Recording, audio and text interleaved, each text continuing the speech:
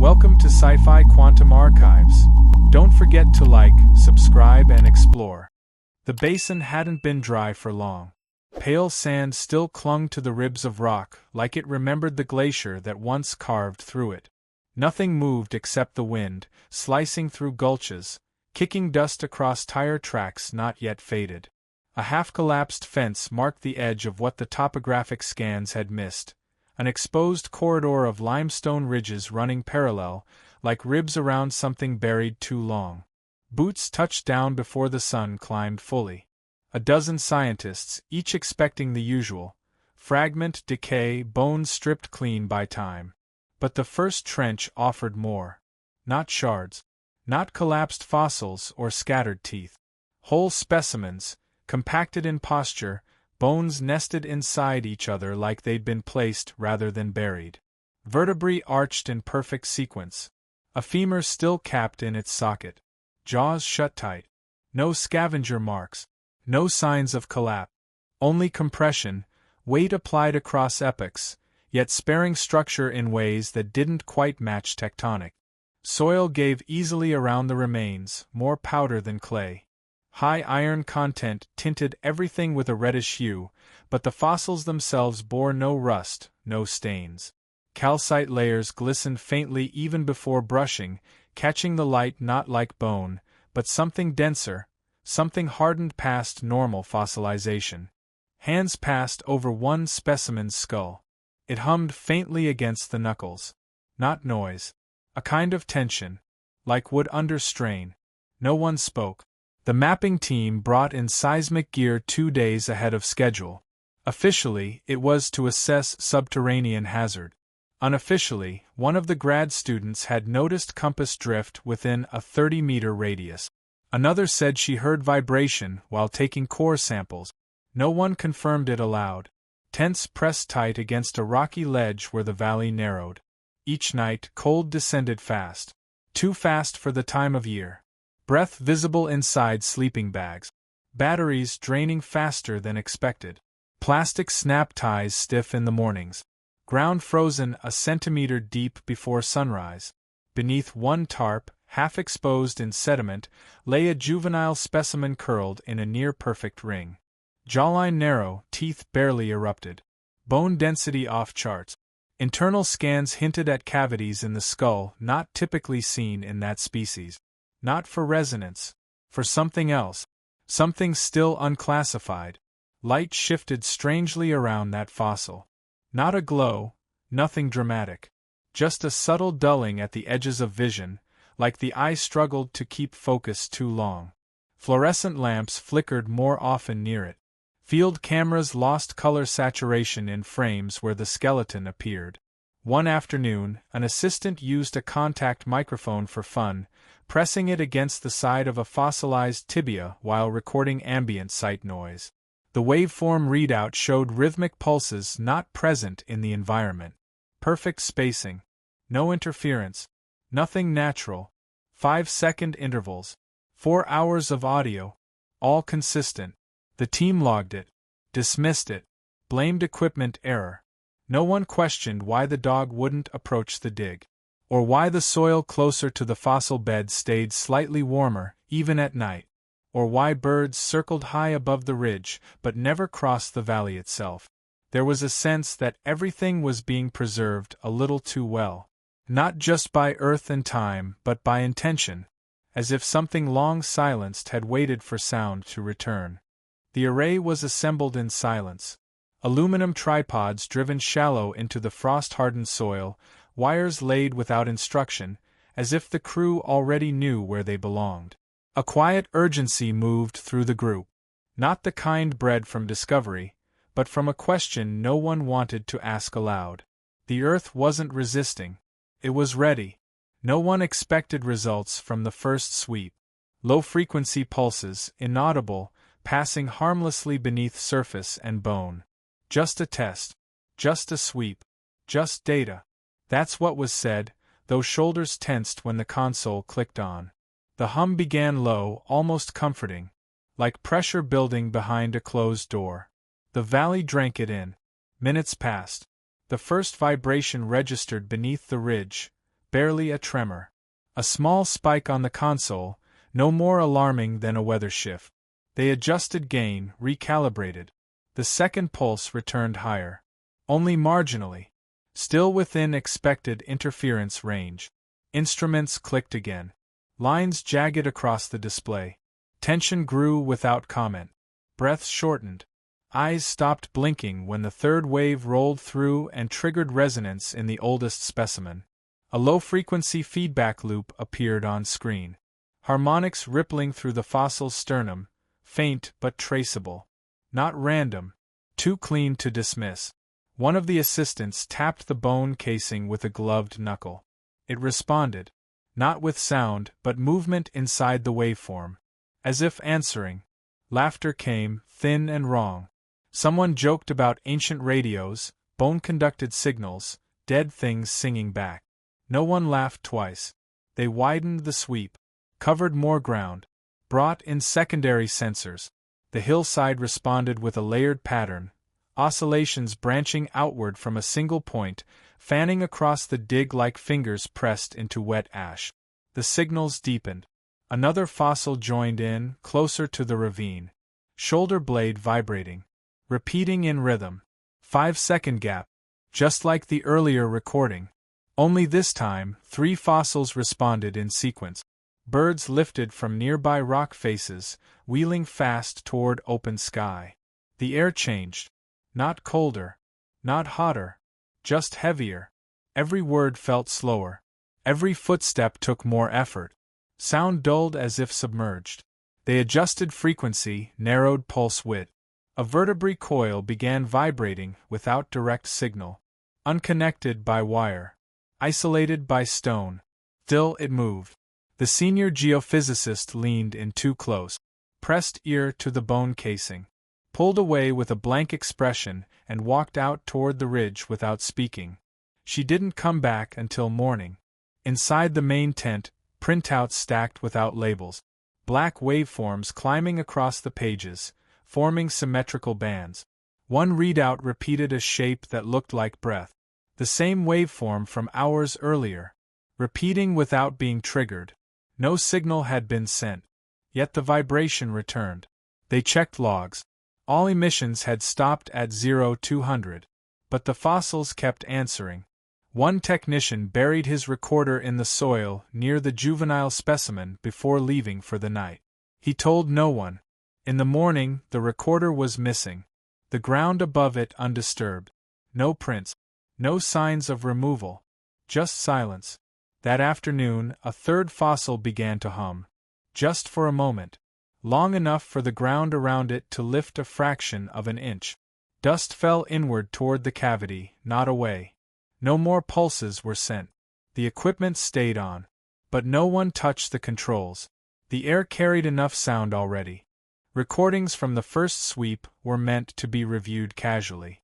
One technician, seated alone beneath the humming heat lamp in the mobile lab, began parsing through hours of ambient noise, expecting mechanical hums, the occasional gust, maybe a drop tool or whispered conversation.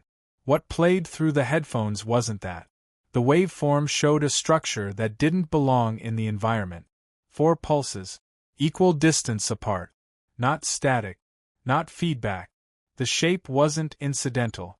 A low harmonic resonance pulsing through the fossil like something built for sound, not silence. The audio was clean. Too clean. No wind distortion. No overlapping signal from seismic tools. No compression artifacts. Just 4 tones. Flat, spaced, impossible to place on any frequency map. They were not human-made. Not machine-born. Not accident. He isolated the sample. Ran a spectral analysis. The pattern contained embedded harmonics. Halftones within halftones, nesting like vertebrae in motion. Not noise. Not even close. The resonance shifted slightly on repeat. Like breath adjusting. Not biological, but aware of itself. A frequency that remembered shape. No one spoke much at dinner. Every screen in the tent showed the same signature. All specimens recorded within the same hour. Each output different in pitch, but near identical in form. Not simultaneous, but sequential. As if answering. As if something beneath the ground had heard its own frequency reflected back and decided to respond. The clavicle on the main specimen responded most intensely. Every test returned the same spike. A low G frequency, rising and falling like plucked tension on a worn cello string. Someone leaned close enough to feel the vibration through their knuckles. Not imagined. Not subtle. The vibration pushed back. During reanalysis of the juvenile fossil, the software glitched mid-sweep. Playback showed an oscillation too clean to be environmental. Too layered to be static. The waveform resembled recorded vocalization, though inverted, like a reversed echo without a source. One technician tried to normalize the file. The program froze. No crash. No error code. Just stopped. Cursor unresponsive. Lights on the interface dimmed. He unplugged the drive. The audio still played. The portable spectrogram printed a live scan before powering down. Its final output bore an unmistakable structure, concentric shapes repeating every 2.3 seconds, like ripples with an origin point no one could locate. Some joked it was seismic. Others didn't speak at all. Hands remained still over keyboards, breath visible above coffee. One of the paleontologists compared the waveform to early audio preservation tech. Wax cylinders, magnetic ribbons. The idea came half-formed, uncertain. But something in the density of those bones, the mineral saturation, the alignment of cavities within the skulls. None of it looked random. Fossils weren't just preserving shape. They were holding something else. A memory not of motion, but sound.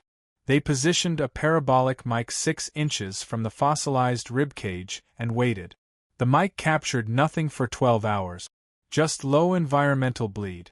At hour 13, a pulse, brief, harmonic, not mechanical. Not mimicked from any previous input. A frequency with a slight shift in rhythm. It had changed. Just enough to prove it wasn't a loop. They repeated the test.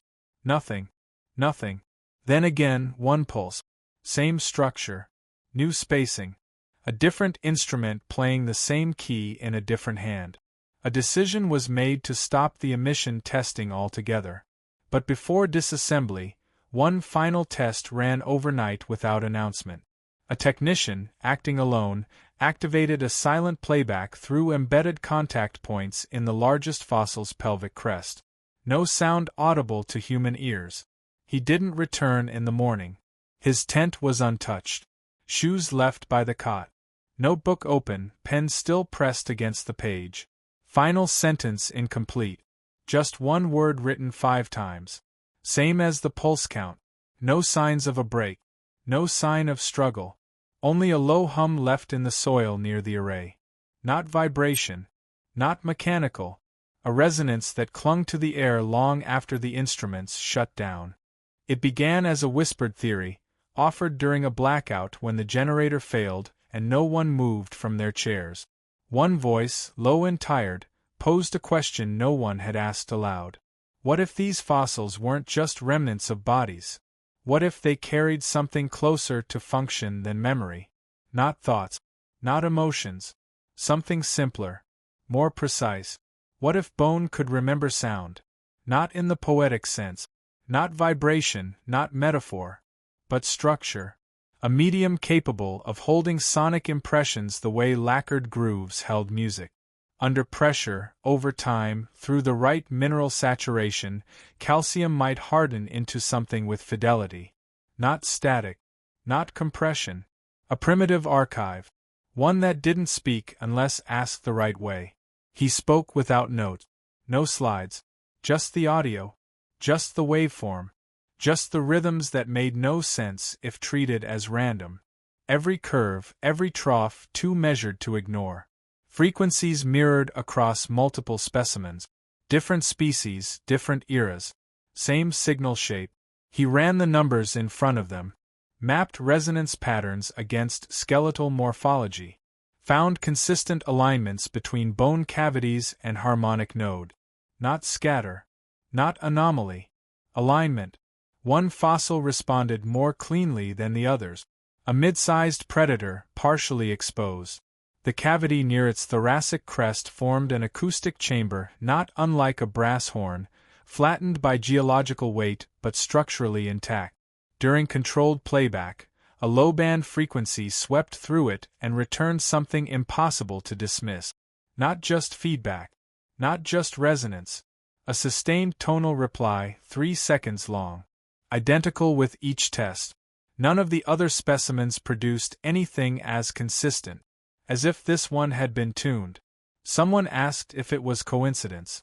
The answer came in a waveform. Overlaying the output from multiple specimens revealed a pattern, call and response intervals, almost musical. Crude, but deliberate in spacing. Silence between each emission varied slightly, as if reacting. As if adjusting. As if remembering how to listen.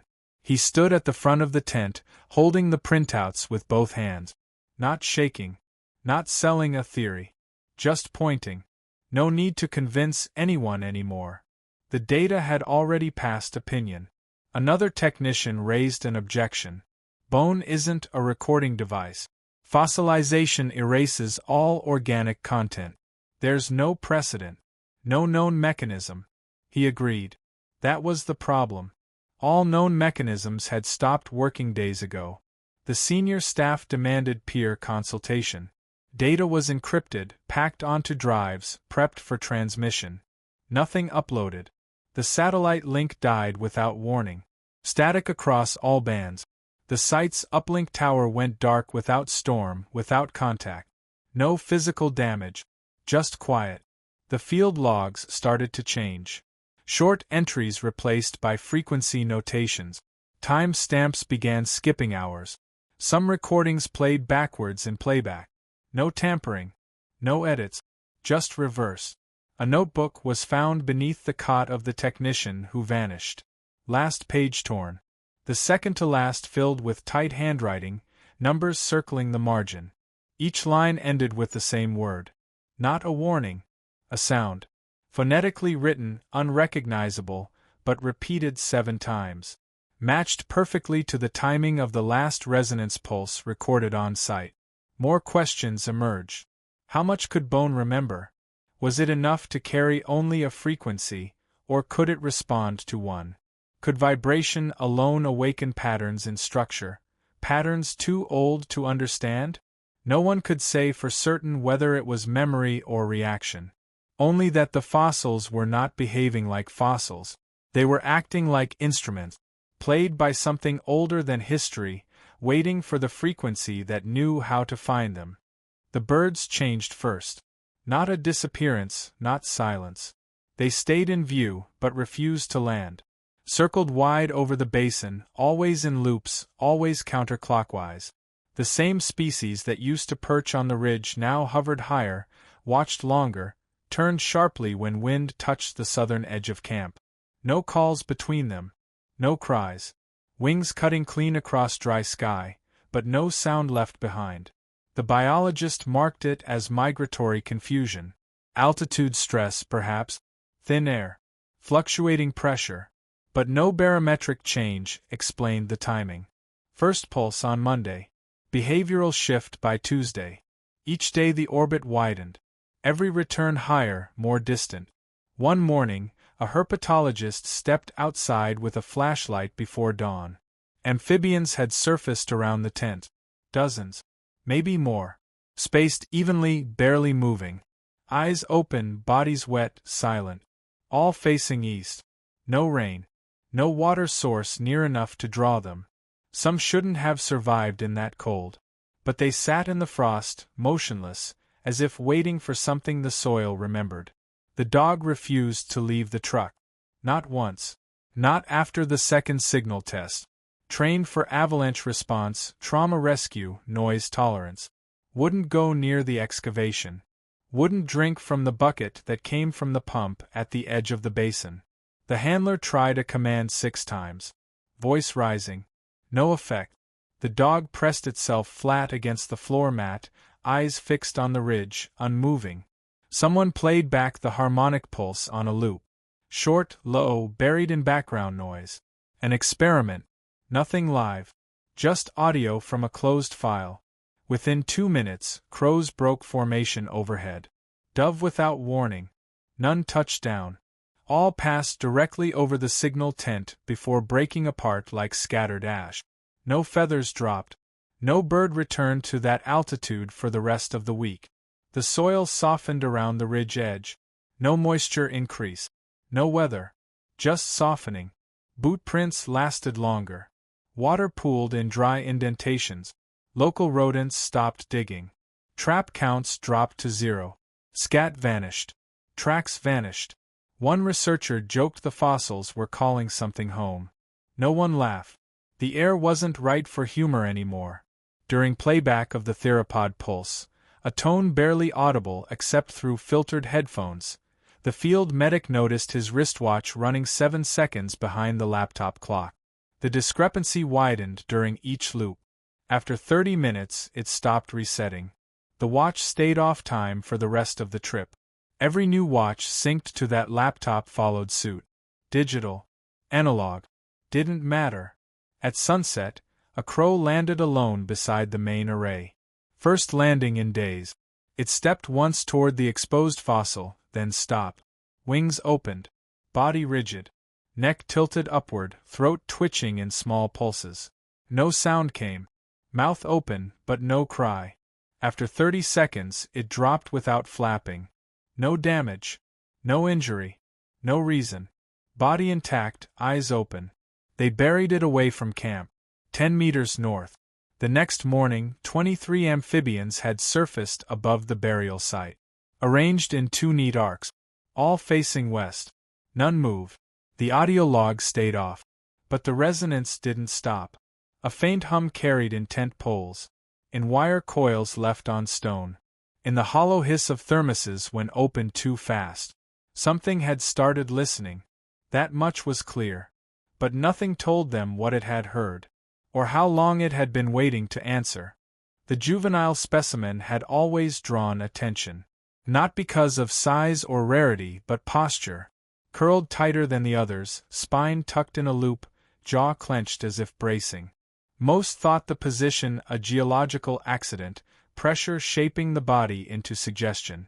But the bones hadn't fractured under weight. Every joint remained locked in place, every rib angled with precision. The pose looked chosen. Monitoring equipment placed near the right hind limb recorded the usual vibrations first. Minor, repeating, predictable. A slight resonance in the femur followed by a delayed pulse through the tibia, soft enough to dismiss as thermal tension. The technician flagged it anyway. Logged the timestamp, adjusted the sensor, waited for the next sweep. When it came, the vibration sharpened. On the third pass, someone leaned too close. No warning. No sound. The fossil's leg casing shifted inward by less than a millimeter. Not a full twitch. Not spasm. More like an old door settling deeper into its hinge. Small, silent, final. 2 watched from 5 feet away. Neither spoke. Neither reached for their radios. One dropped a notebook. Pages hit ground before the sound registered. Breath stayed stuck in the cold. No signal preceded the movement. Only the one that followed. Data logs confirmed a harmonic burst registered 3 seconds after the limb contracted. Not before. After. A tone not previously catalogued. Short, clipped, pulsing in threes. It originated not from the equipment but from the fossil itself. Bone giving back sound. Replay failed to isolate the waveform. Too many interference lines, though the room was silent. Cameras ran the whole time. 4 angles. None captured the movement. Shadows behaved correctly. Light held its position. But the leg had moved. Dust settled differently along the ridge. Sand piled where it hadn't the hour before. By nightfall, the equipment at that station was moved 20 feet back without discussion. Wires cut. No one reconnected them. No one asked why. Whispers started. Not arguments. Not open defiance. Just absence of confidence. Fingers hovered above touchpads longer. Instructions repeated twice. No one volunteered to conduct overnight sweeps anymore. Excuses multiplied. Batteries left uncharged. Reports submitted late. Those who hadn't seen it believed those who had. Not out of trust, but from how quiet the room grew when anyone mentioned that fossil. Silence didn't ask for proof. It only waited.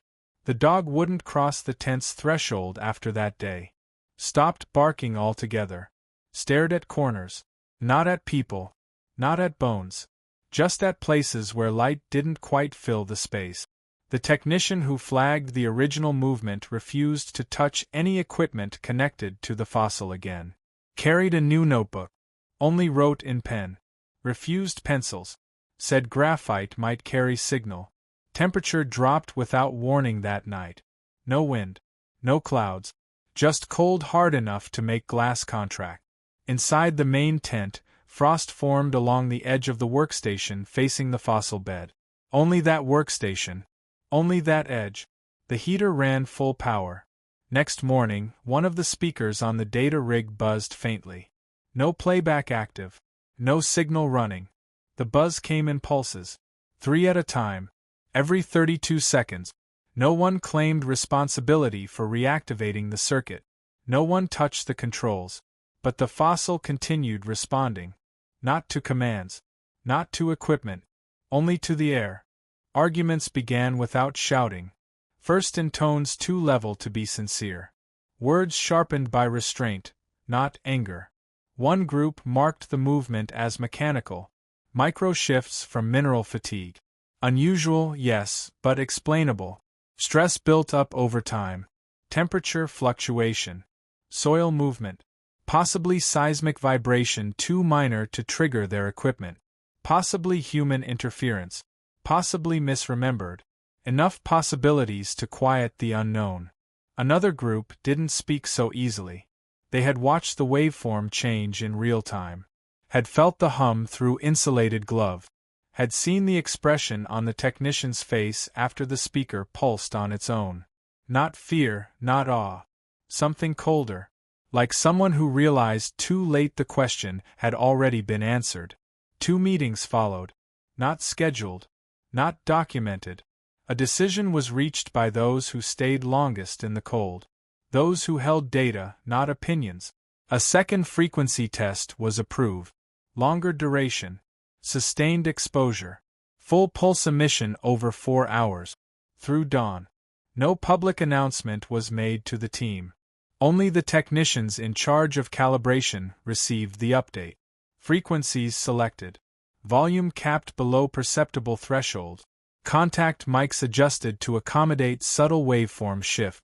Recordings would run in triplicate, stored on separate drives. One copy to remain on site. The others sealed until review. No permits filed. No journals contacted. No ethics oversight. Too much ambiguity, too little precedent. They called it passive observation. Nothing would be altered. Nothing introduced. Just frequencies. Just sound. That's what they told each other. Tensions thickened in small moments. 2 researchers stopped sharing notes. One pair who had worked side by side now took meals at opposite corners of the tent. A junior analyst packed early and didn't explain why. The senior geophysicist marked his own tools with blue tape so no one else would touch them. A field coordinator asked for an airlift that hadn't yet arrived. The dog wouldn't eat. The ridge stayed silent. Speakers were positioned at calculated angles across the dig. Frequency timing staggered to avoid overlap. No tones would double. Each wave would move across bone alone, uninterrupted, reaching marrow long petrified. At sunset, the frost arrived early. Not in temperature, but texture. Surfaces roughened. Tent seams resisted zipping. Rubber cords snapped with less tension than before. The ground felt off underfoot. No bounce, no sink. Only pressure. Spread wide and even. Just before activation, a sound technician walked perimeter with the field medic. Nothing unusual, except for the absence of insects. No chirps. No rustle.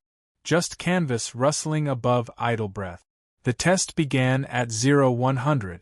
Speakers activated one by one, each releasing tones too low to hear, but felt in the jaw. Frequencies moved through the soil in long arcs. No variation. No pulse. Continuous wave. A wash of vibration cast like slow breath across stone. No responses recorded in the first hour. But soil temperature changed at marker 9. 2 degrees warmer without source. Followed by a light tremor at 10. Not a quake. Just enough to cause dust to shift into small divot. On review, those divots matched the spacing between vertebrae of the large fossil. At hour 3, one of the parabolic mics registered a harmonic shape not previously logged. Smooth, nested curves, not random. Repeated 6 times. Pause. Repeated again. Slight variation in pitch. Still no surface movement. Still no audio perceptible without spectral analysis. But the shape repeated with precision. None of the fossil casings cracked. None of the limbs moved. But breath grew shallow in the tent. Words came slower. Coordination began to falter. Pens dropped without reflex. Fingers numbed before cold reached them. One assistant typed 3 identical lines of numbers before realizing the keys hadn't changed position. 3 lines. All the same. All unremembered. No alarms sounded. No light changed. But the fossil beds no longer responded to sweep. They responded before it arrived. The second exposure crossed into its final hour without announcement. No alerts. No shifts in lighting. No signal spike loud enough to catch the ear. Just a deepening hum beneath the soil, almost imagined, almost breath. The waveform flattened, but not from failure. It flattened because something underneath had synchronized. At marker 12, a plesiosaur fossil buried partially in silt began to vibrate, not all at once, not indiscriminately, but vertebra by vertebra. A wave moved through its spinal column in measured pulses. No amplification. No feedback. The movement resembled muscle memory more than reaction, as if the signal hadn't triggered the bones but reminded them. Movement matched the rhythm logged in earlier harmonic emissions. Not learned. Remembered. For minutes later, the claw of a fossilized raptor, recovered weeks before and long declared inert, twitched inward with precision. No cracking. No crumbling. The curvature of the joint compressed against the rock casing without resistance. Observers froze in place, unable to speak. The motion held for 3 seconds, then released. Sensors nearby didn't register pressure. Not heat. Not friction. But the claw moved. Cameras recorded the indentation in surrounding dust. No one approached. The vertebrae on the plesiosaur began again. Same rhythm. But reversed. A sequence backward, as if correcting. Audio logs confirmed the fossil had returned its own signal, inverted and time shifted by 2 seconds. The sound wasn't a copy. It was a variant. One that anticipated the next frequency burst before it played. Other fossils joined without instruction. A low hum passed through the soil, not seismic. Not atmospheric. Something denser. The hum didn't rise in pitch. It layered. Multiple signals coexisting in frequencies too low for human hearing, too clean to be random. Bones not reacting, but initiating. Emitting. One technician reached for the stop command. His hand hovered for nearly a minute before lowering again. No order was given. The test continued. Printouts from the main spectrogram arrived with overlapping shape. Patterns repeating across different fossils. A clustering effect. Each signature slightly different, yet bound by a single rule. 3-second intervals. Every output bore that timing. Regardless of species. Regardless of location in the dig. Sensors embedded in the thoracic arch of the juvenile specimen registered a dense vibration localized to the ribcage. No expansion. No shift. Just pressure. From within. Several fossils began emitting faint oscillations without external input. Cables unplugged. Power sources cut. Still, the resonance grew. Directionless. Free-floating. Tools left nearby began to vibrate in place. A compass needle rotated once, paused, then snapped east and stayed there. Behavioral sequences emerged. Fossils began aligning movements in overlapping rhythms. A tail segment lifted imperceptibly from the silt. A jawbone pressed tighter into sediment. Not twitching. Not struggling. Motions too refined to be decay. Too specific to be stress fractures. The way a tendon might fire long after death if called by the right chord. What they saw wasn't animation. No breath, no revival.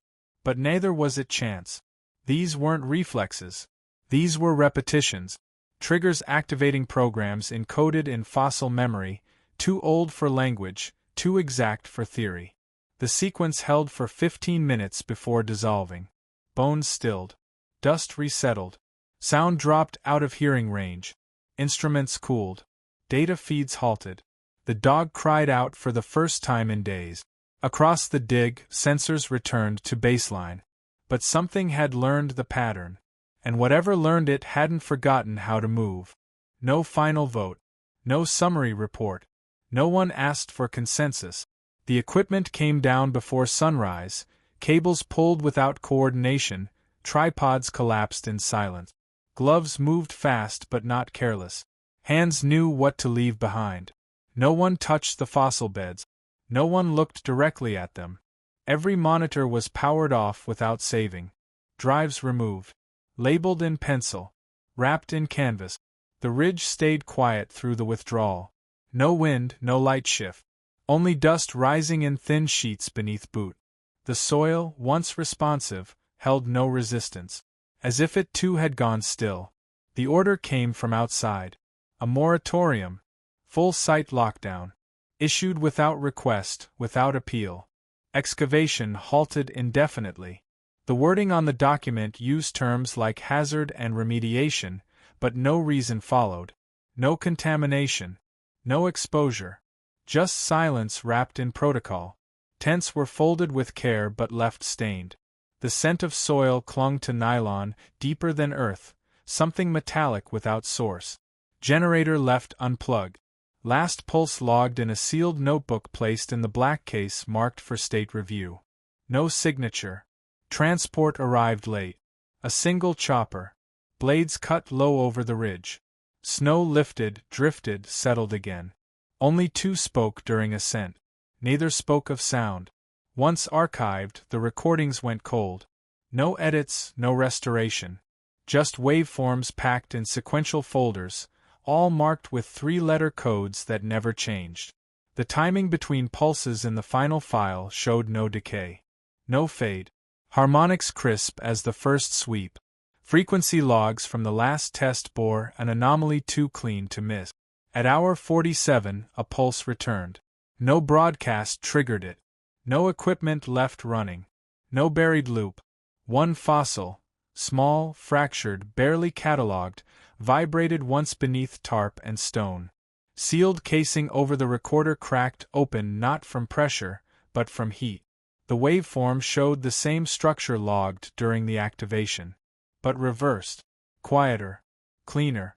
No one spoke of the footage. It circulated through private channels only. One frame showed dust lifting off the fossil surface without wind. Another showed light bending slightly around the cavity in its ribcage. Not glow. Not heat distortion. Just wrongness in texture. Like memory pulled from shape instead of sound. After 2 weeks, the signal repeated. 47 hours to the second. Third repetition came with a shift in tone. 2 new harmonics layered beneath the bass frequency. Both unfamiliar. Both strong enough to cause interference in surrounding devices. Lights dimmed across the storage facility. One guard collapsed without cause. No diagnosis. No vitals lost. The fourth pulse triggered automated shutdown of the archive. Remote review denied. Live access restricted. No investigation filed. The log entry time-stamped and locked. The fossil remained in containment. The signal continued on schedule. No one touched the soil again. No one mapped the valley. The ridge remains unnamed on public record. But the hum still reaches out every 47 hours. And something beneath it never learned to stop listening. Thank you for watching and sticking with me to the end. Now, if you believe humanity deserves a future among the stars, do subscribe now. Only those who'd abandon Earth to its fate will scroll past.